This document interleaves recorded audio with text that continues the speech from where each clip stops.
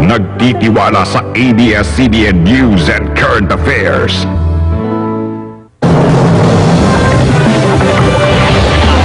Sa ulo ng ating mga nagpapagang balita,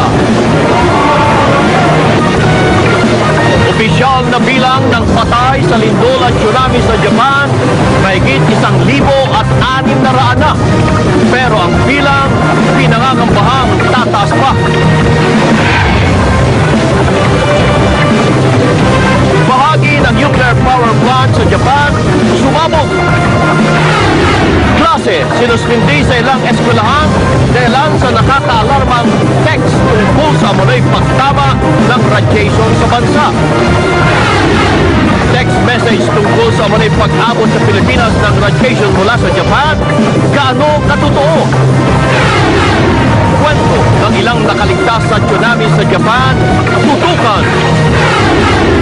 Paggalaw ng tectonic plates na nagdulot ng lindol at tsunami sa Japan, may epekto ba sa Pilipinas?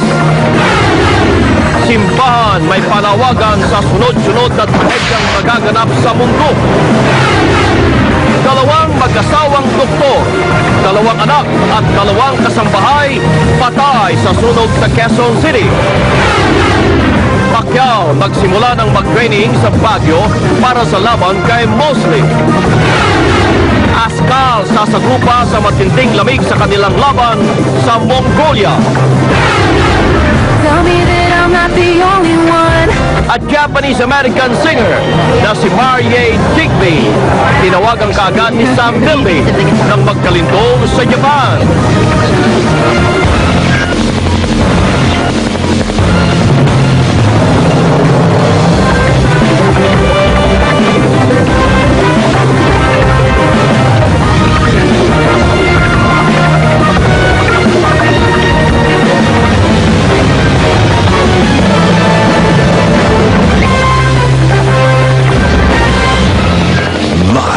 Mula sa ABS-CBN News Center, Manila, ito ang TV Patrol!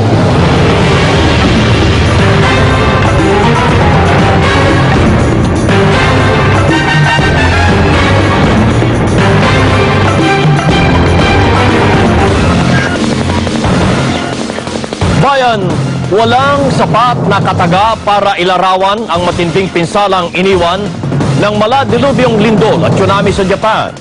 Pinangangambahang tataas pa ang mahigit sa 1,006 na